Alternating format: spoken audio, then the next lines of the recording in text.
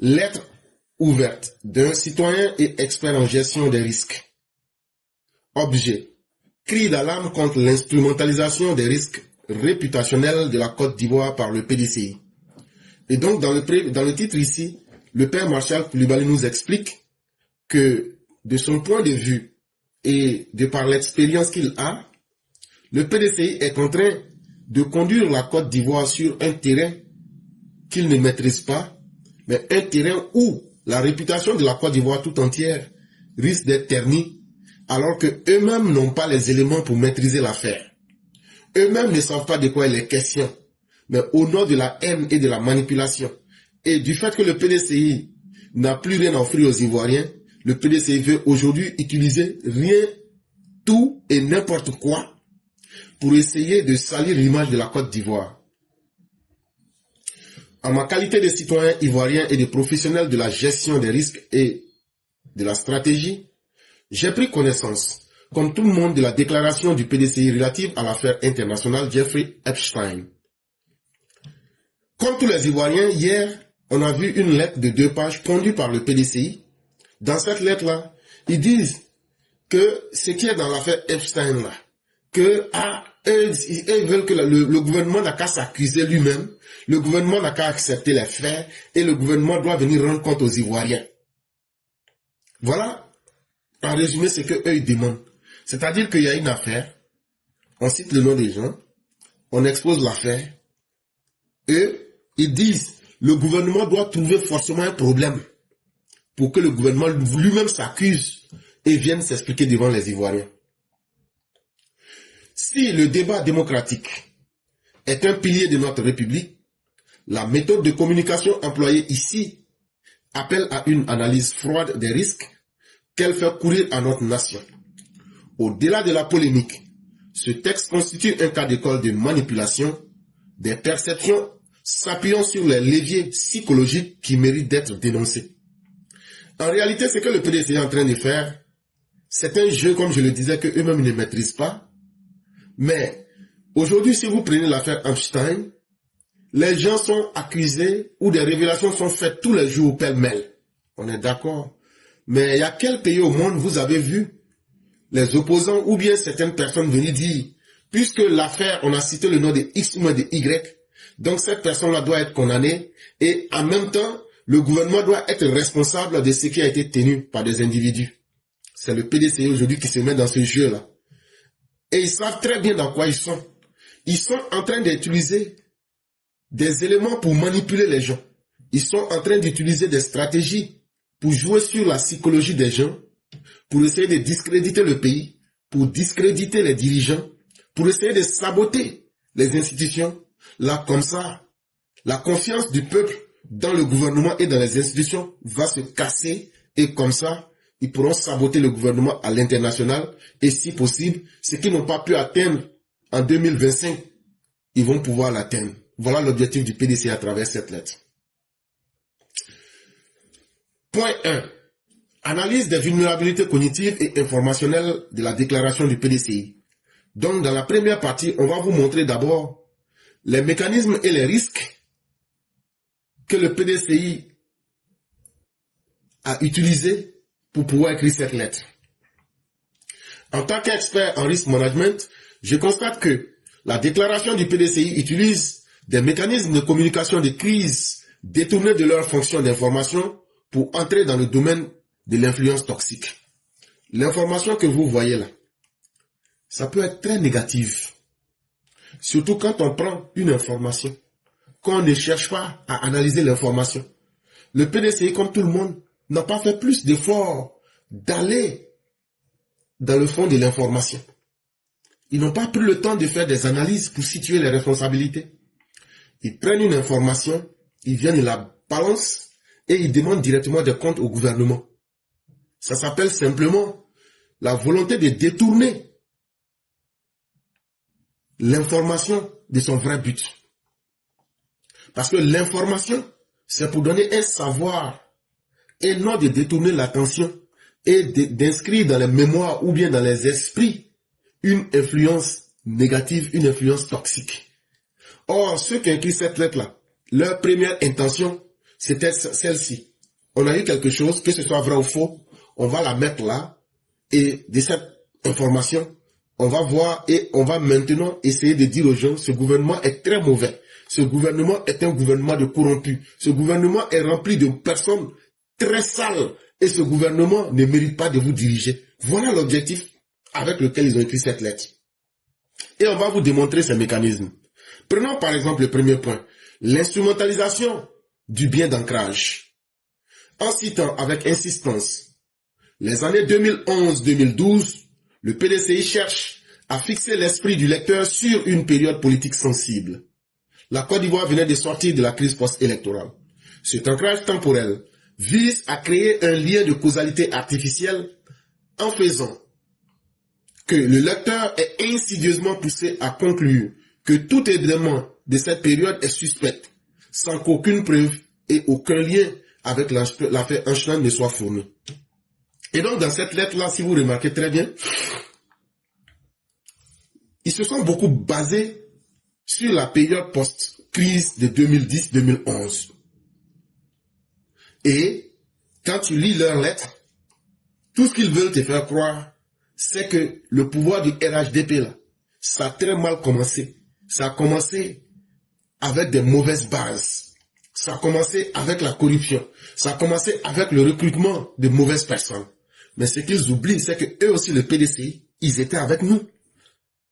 Et donc, s'il y a des mauvaises personnes, s'il y a eu de la corruption, s'il y a eu des mauvais comportements, de la même manière que vous voulez accuser le RHDP là, en 2011-2012 là, vous étiez avec nous dans le RHDP. Et c'est Bédier qui félicitait le RHDP. Donc vous êtes les premiers à avoir applaudi tout ce que vous voulez reprocher au RHDP. Ce n'est pas vrai, chers parents, ce n'est pas vrai. Mais supposons que ce qu'ils sont en train de faire là, on n'a qu'à rentrer dedans. Si on rentre dedans là, eux sont les premiers responsables. Parce que comment se fait-il que si le RHDP, entre 2011 et 2012, a commis tous les crimes du monde, pourquoi eux étaient avec nous et puis eux étaient là, nous applaudissaient jusqu'à Bédier même est sorti pour dire que tout ce que Ouattara a fait de 2011 jusqu'en 2015 là, que ça mérite un autre mandat. Donc ça veut dire que vous avez été malhonnête avec vos militants. Ça veut dire que vous avez été malhonnête avec les Ivoiriens. Et donc vous saviez que tout ce que le RHDP faisait n'était pas bon dès le début de son pouvoir, mais vous êtes resté là et vous n'aviez pas été capable de dire la vérité aux Ivoiriens. Et c'est aujourd'hui maintenant que beaucoup d'Ivoiriens ont perdu, plus de 13 ans après, que vous venez vous arrêter aujourd'hui pour dire que vous allez accuser le RHDP, ou bien encore le RDR. Mais mieux, on était ensemble. Nous, on n'aura pas honte de ce que vous voulez inventer pour mettre sur nous, mais nous, on aura le courage de dire qu'on était avec vous et que vous étiez nos meilleurs complices dans cette affaire Einstein-là. Si on se dit les choses proprement, ça peut pas aller loin. Ceux avec qui, tout ce que vous voulez nous reprocher là, on est d'accord. Mais c'était avec vous qu'on faisait ça. Donc là, on était des complices dans tout ce qu'on faisait. Vous voulez qu'on soit sali par l'affaire Einstein, non? Bon, c'était avec le PDC, c'était avec Bédier, c'était avec vous tous qui êtes en train de critiquer là, qu'on faisait tout ce que vous allez imaginer là, tout ce que vous allez dire là. Supposons que c'est vrai, hein, c'était avec vous qu'on faisait, puis c'était, vous nous applaudissez, c'est vous-même qui nous encouragez à faire ça. Comme vous voulez instrumentaliser pour tromper les gens, on va commencer par ça. D'abord, on était des complices.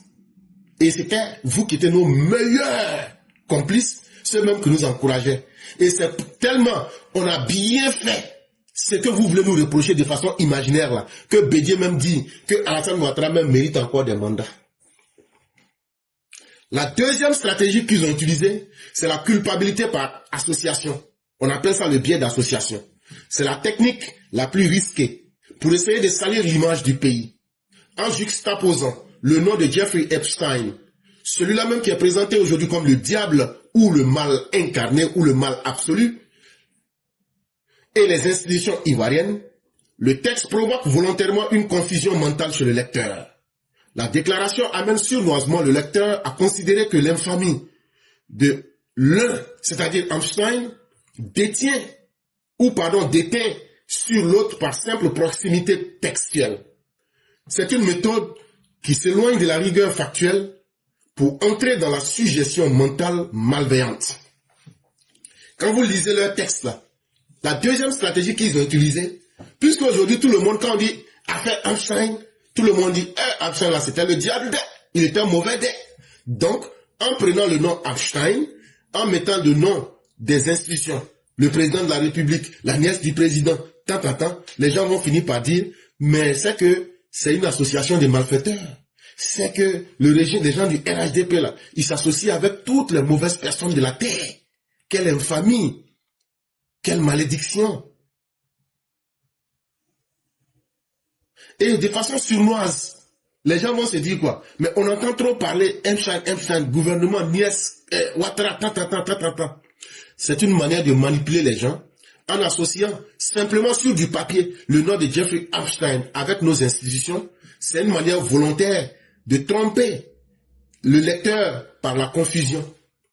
Et ce n'est pas sérieux. C'est simplement de la manipulation. Une manipulation qui s'éloigne de la rigueur des faits. Mais qui, par ce rapprochement-là, fait de la suggestion pour dire, et si c'était vrai?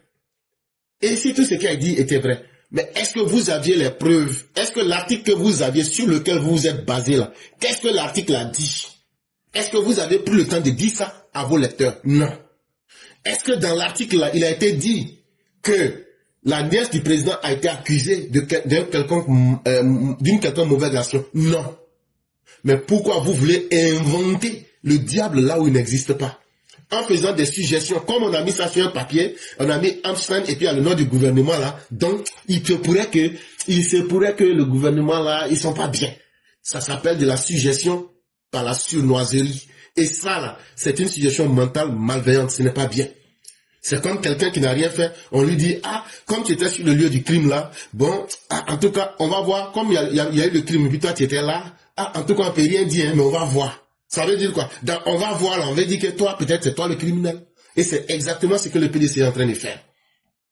Et c'est pourquoi le procureur, à travers cette lettre, doit interpeller le PDCI pour leur dire de répondre. S'ils ont des éléments que nous n'avons pas, ils n'ont qu'à venir nous montrer. Dans la première partie, je vous ai démontré que c'est eux qui veulent l'accuser. Quand tu es l'accusateur, là, tu apportes les preuves. Donc, ils doivent avoir des preuves parce que eux, nous, on était associés. De 2011, je prends même pas 2005 pour parler de RHDP. La période qu'ils critiquent là, on était les meilleurs associés. Donc là, eux puis nous, puisqu'on était associés là, tout le mal qu'on faisait ensemble là, c'est Bégué même qui nous applaudissait. Donc là, ils n'ont qu'à sortir pour venir dire, ça veut dire qu'ils ont des preuves que nous-mêmes les malfaiteurs n'ont pas. Ils n'ont qu'à sortir pour venir donner ça aux gens. Deuxièmement, ils veulent accuser en associant les faits pour tromper les gens. C'est ce que je viens de vous expliquer. Et la troisième stratégie qu'ils ont utilisée, c'est l'exploitation du biais de confirmation. Le communiqué du PDCI soulève des préjugés et des craintes concernant la surveillance numérique. En orientant le débat sur la peur de l'espionnage, le PDCI tente de neutraliser toute analyse objective des besoins nationaux réels en cybersécurité et en luttant contre le terrorisme. On ne cherche pas à informer, on cherche à valider une peur, une anxiété latente. Comment le PDCI, un parti qui a dirigé la Côte d'Ivoire, peut-il instrumentaliser aussi facilement les questions de sécurité des Ivoiriens dans un contexte sous-régional chaotique connu de tous? Et donc, qu'est-ce que le PDCI nous fait? Ils veulent soulever les peurs. L'espionnage. La surveillance numérique. Mais c'est parce que vous, au PDCI là, vous êtes devenus, depuis que Tidjane Thiam a pris le PDCI, s'il y a quelqu'un qui est devenu expert en espionnage, c'est vous. Est-ce que ce n'est pas vous, à travers Bredouni Soumaïla, qui a enregistré M. Adjoumani et puis balancé ça sur la toile? Est-ce que ce n'est pas toi, Tidjane Thiam, qui a fait sortir des écrits entre toi et le ministre de la Justice? Est-ce que ce n'est pas toi, Tidjane Thiam, qui a été pris dans l'affaire des espionnages avec Iqban Kal? Est-ce que ce n'est pas toi, Tidjane Thiam, qui a été pris, la femme que tu as mariée là, elle n'avait même pas encore divorcé. Est-ce que ce n'est pas toi qui avais mis des personnes derrière son mari à Hong Kong pour le filer et puis maintenant payer ces gens-là à prix d'or? Donc on connaît vos méthodes. S'il y a quelqu'un qui est dans l'espionnage, s'il y a quelqu'un qui est dans la surveillance numérique, c'est vous. Parce que depuis que celui qui vous dirige est venu, avec tous les cas de scandale que je viens de citer, que vous ne pouvez jamais nier là, vous ne pouvez pas prendre vos défauts pour les coller à quelqu'un. Et ce n'est pas parce que celui qui vous dirige aujourd'hui, Chaka Dian, est dans ces mauvaises pratiques-là, que quand vous allez coller ça au régime actuel, ça va nous décourager et ça va nous faire peur et on va reculer. Les Ivoiriens seront protégés. On va utiliser la surveillance numérique aujourd'hui comme un instrument. Et bientôt, même si vous ne le savez pas, on va utiliser un nouveau réseau qu'on appelle réseau satellite mobile pour couvrir l'ensemble du territoire, pour pouvoir encore augmenter la surveillance numérique. Asseyez-vous, regardez. Si vous ne savez pas, là, je vous dis ça pour ajouter dessus. Parce que si vous êtes dans votre incapacité, vous n'avez pas pu offrir quoi que ce soit à la Côte d'Ivoire, et qu'aujourd'hui, on trouve un régime qui arrive à sécuriser les Ivoiriens contre le terrorisme qui vient du Mali, du Burkina, contre aujourd'hui la grande criminalité. Même hier, je le disais, on va continuer à mettre en place, on a donné aussi 30 matériels à plusieurs villes du pays pour contrôler les identités, pour essayer de filtrer les identités. On va aussi utiliser les empreintes biométriques, les empreintes physiques et les empreintes alphanumériques des gens. On va vous dire tout ça là. Et on va tout contrôler pour pouvoir filtrer les malfaiteurs et les mettre en difficulté. S'il y a quelqu'un qui est fort en espionnage, je viens de vous donner plusieurs exemples. Et donc vous n'allez pas tromper les gens pour qu'on puisse vous laisser de l'espace. Parce qu'on sait que vous, le PDCI, dans le Maghreb, là, vous avez près de 25 plateformes de désinformation. On le sait très bien. Vous en avez au Ghana. On le sait très bien. Donc vous pensez qu'en disant ça, on va baisser la garde pour que vous puissiez manipuler les gens. Avant le PPACI, vous, depuis 2020, là, on savait que vous aviez vos plateformes de manipulation. On s'asseyait pour vous regarder. Mais vous allez parler là. Vous n'allez pas pouvoir nous décourager. On va augmenter toutes nos capacités dans la lutte contre le terrorisme. On va augmenter nos besoins réels en cybersécurité pour mettre en échec tous les malfaiteurs. Et donc là, vous avez parlé, vous voulez instrumentaliser la question de la sécurité, alors qu'aujourd'hui là, nous on vous dit, nous là, on peut nous accuser de tous les crimes, mais nous on va protéger les Ivoiriens, ce que vous n'aviez jamais été capable de faire. Et ce sont les Ivoiriens qui vont nous juger. Si notre gestion sécuritaire aura été chaotique ou si elle aura été un succès, ce sont les Ivoiriens qui vont être les meilleurs témoins. Mais une chose est évidente, si vous pouvez aujourd'hui vous asseoir, écrire des textes pour manipuler les gens, comme s'il n'y avait pas d'hommes intelligents dans le pays là, nous on va sortir pour dézinguer vos textes, mais en plus de cela, on va sortir pour dire que c'est parce que nous on arrive à vous protéger, à protéger vos pères et vos mères, qu'aujourd'hui vous pouvez vous asseoir dans des salons climatisés pour écrire des carabistouilles, des tas de merde pour faire sortir ça, pour venir dire qu'on a écrit quelque chose, on demande des comptes au gouvernement. Et la quatrième stratégie qu'ils ont utilisée, c'est le sophisme de l'inversion de la charge de la preuve. Quand on parle de sophisme là, sachez que la personne même qui a été le maître du sophisme s'appelle Protagoras. Ça veut dire l'école du mensonge. Protagoras était un philosophe qui avait développé une théorie dans laquelle ce qui peut être vrai peut être à la fois faux. En fonction de l'auditoire et de celui qui est en face de toi, tu adaptes le discours pour obtenir ce que tu veux. Donc il vendait son savoir. Et aujourd'hui, qu'est-ce que le PDCI est en train de faire? Le PDCI utilise donc dans cette même lettre une quatrième stratégie d'inverser la charge de la preuve. C'est-à-dire, le PDCI dit dans cette lettre-là, puisqu'on a cité le nom de la nièce du président, donc maintenant, c'est à la nièce du président d'apporter des preuves contre elle-même. Et eux, maintenant, eux vont prendre ça pour venir présenter aux Ivoiriens. Le PDCI demande au gouvernement de prouver que les faits sont faux. En droit, comme en gestion des risques, nous rappelons qu'une absence de preuve n'est pas une preuve de culpabilité.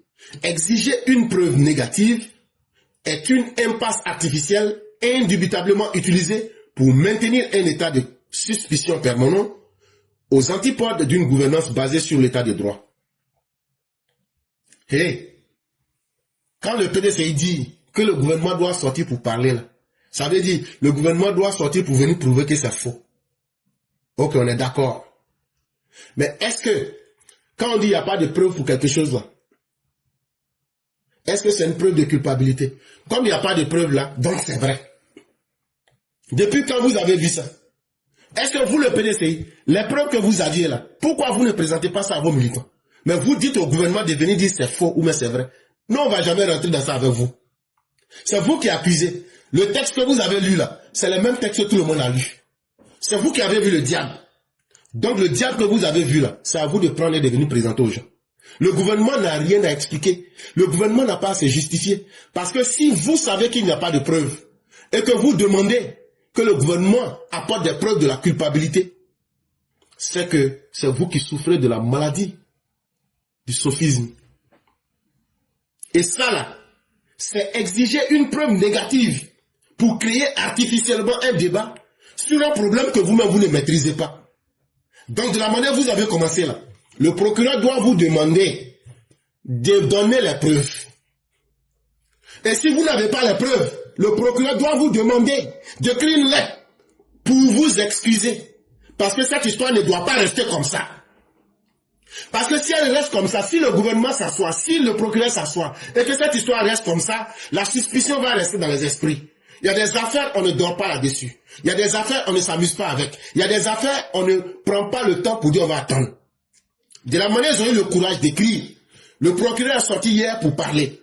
Il dit, cette affaire Einstein là, que les gens n'ont qu'à s'en méfier. Mais puisque le PDT, en tant qu'une entité, veut manipuler et saboter les institutions, et il demande à ces mêmes institutions d'apporter des preuves contre elles parce qu'il n'y a pas de preuves existantes, il faudra que le procureur parte dans cette direction-là pour demander clairement au PDCI le même courage qui les a amenés à écrire cette lettre-là. Ils doivent aussi apporter aussi ce courage-là. S'ils n'ont pas ce courage-là, ils doivent sortir pour s'excuser. En tout cas, c'est le minimum que nous demandons. Et c'est pourquoi nous avons dit, le jeu avec la justice est dangereux. Parce que ça peut nous conduire dans tout. S'amuser avec la justice, ça finit par conforter les criminels qui ne se donnent plus de barrières. Et ils vont faire tout et n'importe quoi. Voilà une preuve aujourd'hui. On dit on n'a pas de preuves. On a entendu, on a lu comme tout le monde. Mais maintenant, là, vous qu'on a accusé, là, on vous demande d'apporter les preuves. Parce qu'il n'y a pas de preuves. Mais ça, c'est parce qu'on s'amuse avec la justice. Si on condamnait les gens, si on mettait les gens en face de leurs responsabilités, ce genre de trucs ne serait pas arrivé. Vous, un parti de criminels, vous qui avez massacré les Ivoiriens, il n'y a même pas encore en octobre à côté là, c'est vous aujourd'hui qui allez sortir pour dire que vous êtes choqués. Vous n'êtes pas choqués par les morts que vous avez causés. Vous n'êtes pas choqués par le mal que vous avez fait à la Côte d'Ivoire. Et vous venez vous présenter dans une lettre comme si vous étiez des saints, comme si vous étiez des personnes de bonne moralité. Et donc, c'est à vous de demander des comptes aux gens. Quel malheur et quelle abomination que le PDC est devenu. Les risques sur la réputation de notre pays. Et pourquoi ils doivent sortir? Pour soit donner des preuves aux Ivoiriens, ou bien ils doivent sortir pour présenter des excuses parce que ce qu'ils ont fait là, ça comporte de gros risques sur notre pays. Et on va vous expliquer ça. Ça veut dire ce qu'ils ont fait là. Non mais c'est une simple lettre. C'est pas une simple lettre, hein. C'est pour manipuler les gens. Et les conséquences sont énormes. Parce que d'autres vont prendre ça pour dire, vous voyez le pays.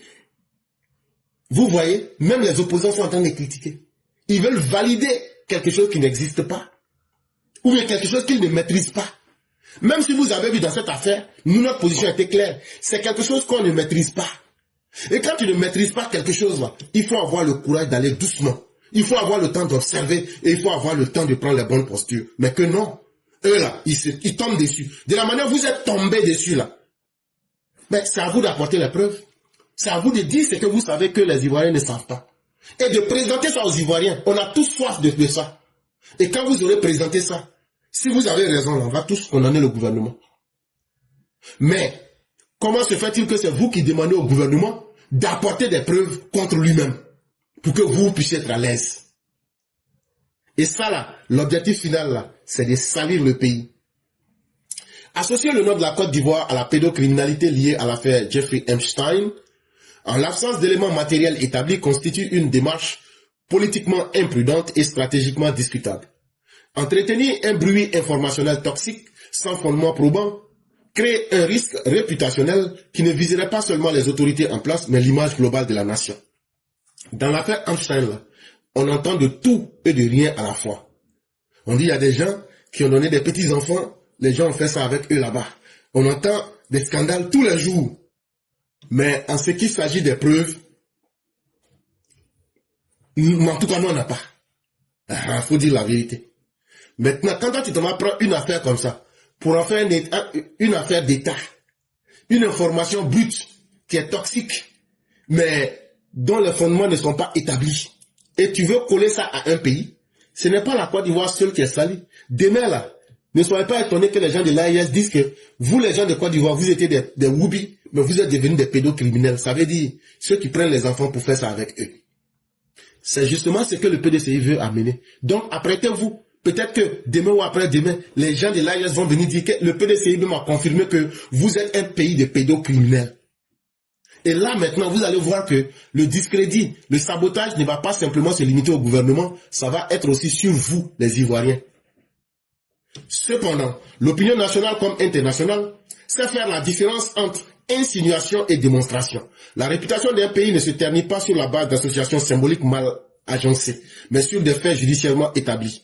C'est vrai, beaucoup d'hommes sont suffisamment intelligents, beaucoup d'hommes comprennent la réalité, beaucoup d'hommes savent que pour toucher à la dignité d'un pays, pour essayer de saboter un pays, il en faut plus que de la parole, il en faut plus que des supputations, il faut trouver des preuves, il faut avoir des arguments solides et il faut avoir des faits établis avant de pouvoir accuser un pays. Et donc, le monde entier a encore la chance d'avoir des gens intelligents. Mais cette affaire ne doit pas rester comme ça. Le PDCI, le courage qui les a amenés à écrire cette lettre, ce même courage, on doit leur demander d'apporter les preuves. S'ils n'apportent pas les preuves, le procureur doit leur demander de présenter des excuses. Et s'il vous plaît, si nous avons des EPV qui sont à Abidjan, et je vais rentrer en contact avec le père Martial, nous allons leur déposer nos requêtes au bureau du procureur pour demander que le PDCI nous donne des... On ne va pas laisser cette histoire-là, parce que c'est très facile de parler et de ne rien faire. Chers tous, à commencer par le père Martial lui-même. Cher père Martial, de la manière dont vous avez été capable de dénoncer là, écrivez un autre document, on ira déposer ça au bureau du procureur pour demander nous aussi des preuves au PDCI, ou au cas échéant, il faudra que le PDCI vienne présenter des excuses aux Ivoiriens, parce que ce n'est pas le gouvernement seul qui est touché. À travers cette accusation, c'est chacun de nous qui est touché. Et nous ne pourrons pas accepter ces faits-là. Et donc, cher EPV d'Abidjan, s'il vous plaît, apprêtez-vous. Il faut que peut-être au maximum, la semaine prochaine, ou on est aujourd'hui le mercredi, jusqu'au vendredi, nous puissions aller déposer ce document-là pour demander des comptes à ces gens-là. Il convient également de rappeler qu'un débat politique, aussi intense soit-il, ne modifie pas le mécanisme des fondamentaux économiques et institutionnels d'un État. Un bruit médiatique, lorsqu'il n'est pas étayé par des preuves tangibles, ne suffit pas à altérer durablement la perception rationnelle des investisseurs, à changer l'évaluation des risques souverains, à changer la crédibilité de la signature internationale, à changer la solidité de l'écosystème économique national. Le PDCI, en faisant ça, le PDCI veut vous faire du mal. Parce qu'en disant ça, si le nom de la Côte d'Ivoire est devenu sale, les gens vont dire, ah, les dirigeants de la Côte d'Ivoire ne sont pas fréquentables. Et quand c'est comme ça, les investisseurs vont s'éloigner de la Côte d'Ivoire. Quand c'est comme ça, là, la signature internationale de la Côte d'Ivoire sera mal perçue. Quand c'est comme ça, là, l'évaluation des risques souverains en Côte d'Ivoire, les gens vont douter de la Côte d'Ivoire. Quand c'est comme ça, là, ceux qui veulent venir pour investir dans l'économie ivoirienne vont se dire, c'est un pays qui fait beaucoup parler de lui dans le mauvais sens. Et ça va jouer sur notre économie. Alors que c'est un ramassis de ragots. Ça peut être des faits établis comme pas. Mais est-ce que quand on accuse d'une telle façon, est-ce qu'on a les preuves? Mais justement, le PDCI n'attend pas. Le PDCI n'a pas besoin de preuves. Le PDCI veut se venger. Et c'est pourquoi je dis aux gens du RHDP, ne vous amusez pas. Condamnez ces personnes-là. Ces personnes ne changeront pas tant qu'elles ne vont pas comprendre que l'amusement est terminé. Ne vous amusez pas avec ces gens. Ils sont dans une volonté de destruction. Si aujourd'hui le PDCI peut là, même s'ils peuvent coaliser avec le diable là, ils vont le faire pour que les investisseurs ne viennent pas en Côte d'Ivoire. Bon, à travers la lettre qu'ils ont écrite hier là, c'est exactement ça. Voilà un exemple en face de vous. C'est vous qui voulez avoir pitié d'eux, mais eux ils cherchent à vous détruire. Si les investisseurs ne viennent pas en Côte d'Ivoire, toi, moi, le roi du printemps, Maman Kambou, comment on va faire? Bon, à travers, et ça commence par le sabotage. Et c'est ce que le PDCI a fait. Si aujourd'hui, là, on met le discrédit sur nos institutions et qu'on dit au président qu'il est un homme infréquentable parce qu'il y a une affaire, ses opposants sont en train de le critiquer sur l'affaire Einstein. Mais on demande à ses opposants, est-ce que vous avez apporté la preuve? Non. On a demandé à celui qu'on a accusé d'apporter la preuve, il n'a pas apporté, donc c'est lui le criminel. Ça, c'est quelle affaire, ça? Et donc, les gens vont douter de la signature internationale de la Côte d'Ivoire et ça va effondrer la Côte d'Ivoire. Et ceux qui n'ont pas réussi en 2020 pour prendre vos vies, là, ils vont détruire votre économie, ils vont détruire votre quotidien. Et des gens comme ça nous disent, non, il faut réconcilier, il faut avoir pitié d'eux. La prudence stratégique impose de distinguer le débat partisan de l'intérêt supérieur du pays. On peut parler, on peut dire ce qu'on a à dire, mais le débat politique là n'est pas un débat qui vient pour mettre l'intérêt du pays en danger. Et quand on crée un parti politique, à ce parti politique, on donne les biens du peuple, les impôts des Ivoiriens. Ce parti-là a pour obligation de ne pas mettre le peuple en danger. Parce que si le PDC aujourd'hui nous met les Ivoiriens en danger, salit la réputation de la Côte d'Ivoire et que les investisseurs se retournent et s'éloignent de la Côte d'Ivoire, nous on ne pourra plus payer les impôts et eux ne pourront plus s'engraisser sur les impôts que nous on paye. Et donc, quelle sera notre conclusion? Dans cette affaire, la morale ne peut être instrumentalisée comme un outil tactique, ni prospérer comme un simple slogan politique. La protection des mineurs constitue un impératif universel. En Côte d'Ivoire, nous constatons qu'elle relève d'une exigence fondamentale du gouvernement et de l'action publique. En tout cas, aujourd'hui, quand on regarde la protection des droits de l'homme, quand on regarde aujourd'hui le ministère de l'Enfance et de la Femme et de la Famille, quand on regarde aujourd'hui le traitement global de l'humain, il n'y a pas une époque où la Côte d'Ivoire et les hommes et les humains se sont sentis plus à l'aise que le temps d'Alassane Ouattara. Et cette différence seule suffit pour dire que la Côte d'Ivoire ne peut pas être un pays qu'on peut banaliser sur la scène internationale à partir de suspicions sans être capable d'apporter des preuves factuelles. Utiliser la souffrance des mineurs comme un levier rhétorique dans un affrontement politique ne révèle pas d'une quête de vérité ni d'exigence de justice.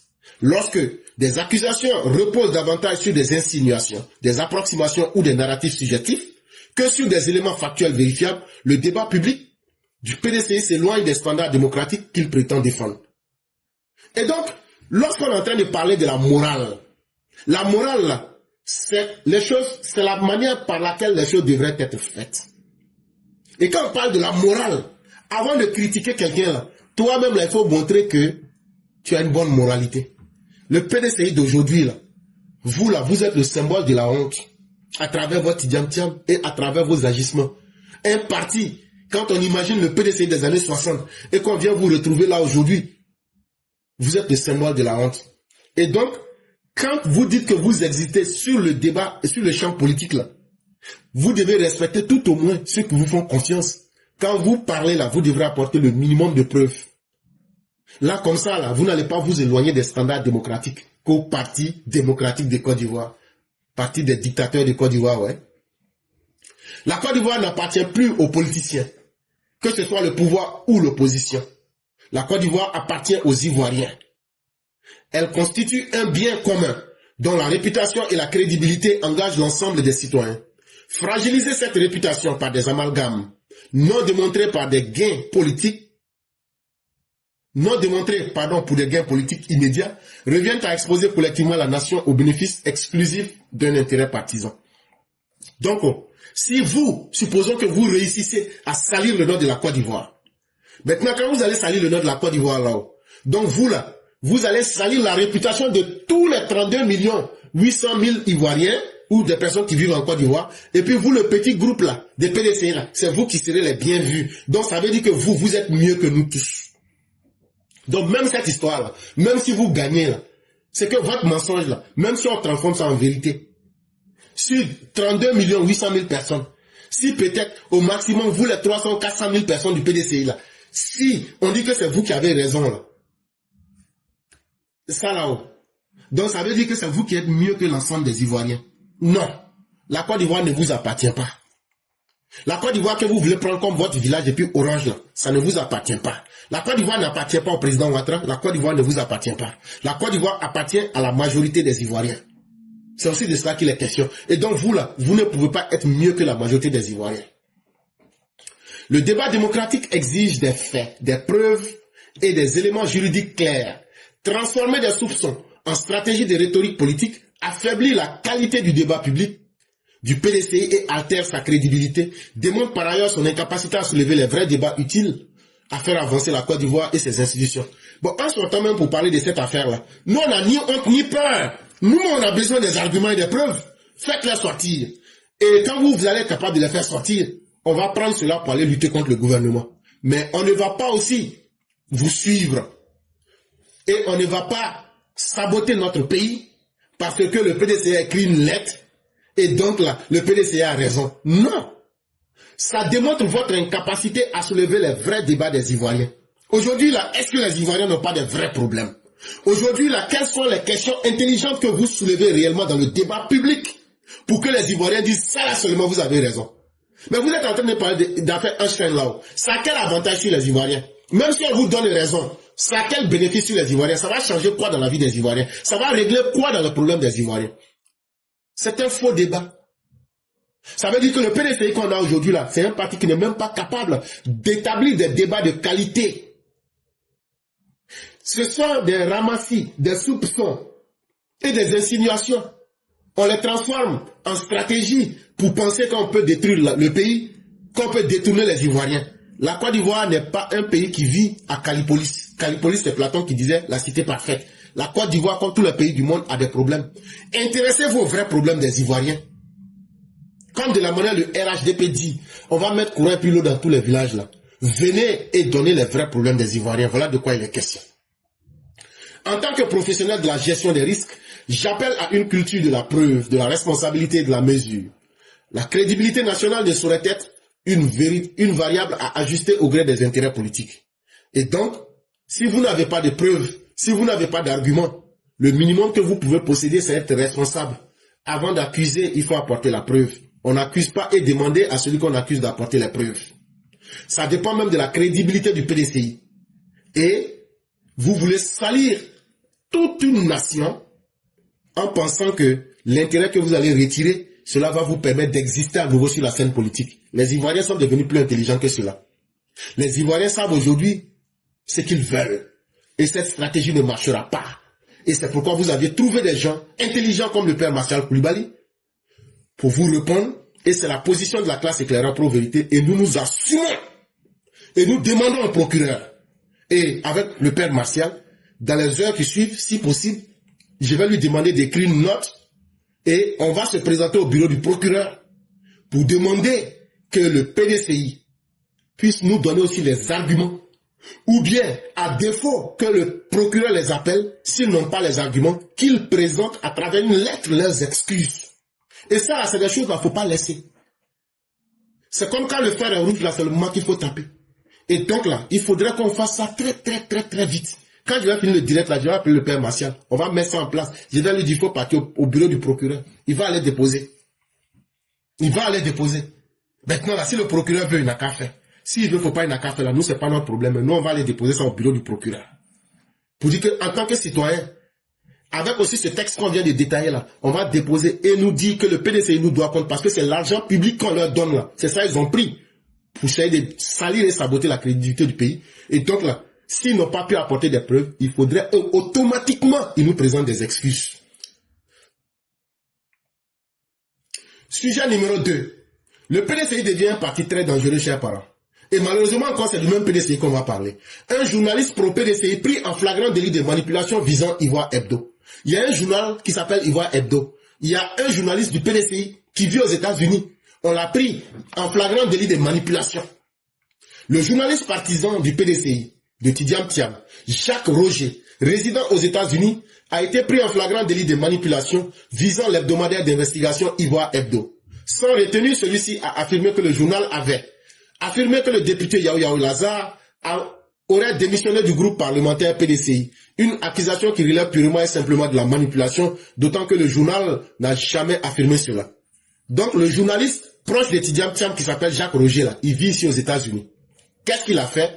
Il dit que le journal qu'on appelle Ivoire Hebdo, là, que le journal Ivoire Hebdo là, dit que le député Yao Yao Lazare là, a démissionné du groupe parlementaire PDCI. Que c'est le journal Ivoire Hebdo là qui a dit ça. Or, le journal Ivoire Hebdo n'a jamais dit ça. Le journaliste qu'il est n'a pas pris les précautions élémentaires de lire l'article signalé à la une par un titre incitatif pour savoir qu'il s'agit d'un autre député, celui de Bio. En l'occurrence, Nouane Zézé Michel, adjoint au maire Yao Yao. La lecture de l'article était pourtant une exigence professionnelle. Ci-dessous, le texte qu'il a écrit à cet effet sur sa page Facebook, le mardi 17 février 2026, jour de parution du journal Ivoire Hebdo. Bon, lui-même là, le journaliste de Chakadjan là, il n'a même pas pris le temps de lire le texte. C'est-à-dire ce qui est tombé dans sa tête, il a pris ça. Alors que la personne dont il est question ici, c'est deux personnes différentes. On ne parle pas de Yao Lazare dans cette histoire. Il s'agit d'un autre député. C'est le député de Bio. Il s'appelle Noané Zézé Michel. Il est l'adjoint au maire Yao. Mais lui, il lit pas. Ce qui lui tombe dans la tête, il prend ça et il accuse. PDCI, le député de Bio, Yao Lazare, dément une fake news sur son prétendu départ du groupe parlementaire, une information largement relayée sur les réseaux sociaux et reprise à la une de l'hebdomadaire Ivoire Hebdo, affirme que le député de Bio, Yao Lazare, aurait démissionné ou refusé de rejoindre le groupe parlementaire PDCI. Voilà ce que le journaliste du PDCI là, a écrit. Une nouvelle que l'intéressé demande formellement. Maintenant, celui qu'ils ont dit qui aurait démissionné, Yao Lazare, lui-même il dit que lui n'a jamais démissionné. Et pourquoi? Joint par téléphone, le député a été catégorique. Il n'a jamais quitté le groupe parlementaire PDCI et n'a jamais posé d'acte allant dans le sens d'un retrait ou d'un refus d'y siéger. Pour lui, il s'agit tout simplement d'une fausse information sans fondement. Cette information est fausse, a-t-il affirmé, précisant qu'aucune déclaration de sa part ne peut être interprétée comme une rupture avec le groupe parlementaire PDCI. Donc, le journaliste même là, il a été appelé par afriquesoir.net. On dit que tu veux démissionner. Il dit, qui dit que je vais démissionner? Les gens disent, ah, c'est Jacques Roger, journaliste proche du PDCI là. Il dit que toi, tu veux démissionner. C'est là le monsieur dit, c'est une fausse information. Et pourquoi c'est une fausse information? Il n'y a pas quelqu'un qui peut prendre une déclaration que j'ai eu à faire pour dire que je me retire du groupe parlementaire PDCI ou bien que je refuse de siéger dans un groupe parlementaire PDCI. C'est une fausse information, a-t-il affirmé, précisant qu'aucune déclaration de sa part ne peut être interprétée comme une rupture. Il dit qu'il n'y a aucune déclaration que quelqu'un peut montrer pour dire que lui l'a dit qu'il se distancie du PDCI. Il déplore la circulation de rumeurs non vérifiées, y compris dans certains médias, et appelle à plus de responsabilité et de rigueur dans le traitement de l'actualité politique. Dans un contexte politique déjà sensible, ce démenti vient rappeler l'importance de la vérification des sources avant toute publication, surtout lorsqu'il s'agit de la position d'un élu et de son appartenance à un groupe parlementaire. Et donc voilà encore le PDCI, et voici ce PDCI-là qui s'offre à nous dans le mensonge et dans la manipulation.